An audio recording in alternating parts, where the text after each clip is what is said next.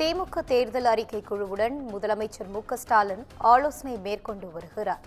கனிமொழி தலைமையில் அமைக்கப்பட்ட 11 பேர் கொண்ட குழுவுடன் முதலமைச்சர் ஆலோசனை நடத்தி வருகிறார்.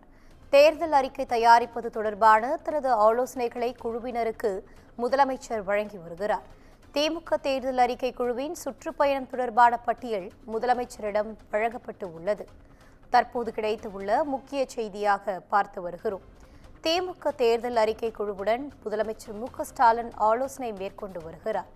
கனிமொழி தலைமையில் அமைக்கப்பட்ட 11 பேர் கொண்ட குழுவுடன் முதலமைச்சர் ஆலோசனை நடத்தி வருகிறார்.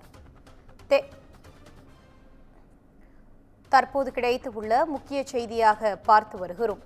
திமுக தேர்தல் அறிக்கை குழுவுடன் முதலமைச்சர் மு.க.ஸ்டாலின் ஆலோசனை மேற்கொண்டு வருகிறார். இது குறித்தான கூடுதல் தகவலோடு இணைகிறார் எமது சிறப்பு செய்தியாளர் காயத்ரி. வணக்கம் காயத்ரி, தகவல்களை பகிரலாம்.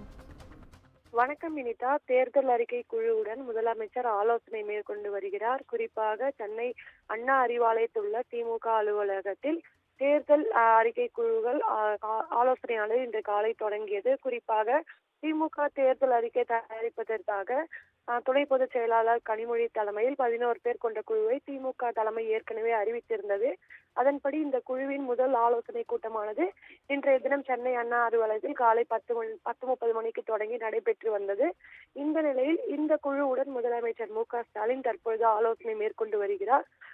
பொதுவாக இந்த குழுவானது ஒவ்வொரு மாவட்டங்களுக்கும் சென்று அங்குள்ள வணிகர்கள், அதே போன்று பொதுமக்கள் உள்ளிட்ட பல்வேறு தரப்பினரை சந்தித்து தேர்தல் அறிக்கை தயாரிப்பது தொடர்பான கருத்துக்களை கேட்கும் என்றும், அதன் அடிப்படையில் இந்த குழு பரிந்துரைக்கும் நடவடிக்கையின் அடிப்படையில் தேர்தல் அறிக்கைகள் தயார் செய்யப்படும் என்று தெரிவிக்கப்பட்டிருந்தது. அதன் அடிப்படையில் கனிமொழி தலைமையிலான இந்த குழுவானது இன்றைய தினம் ஆலோசனை மேற்கொண்டது.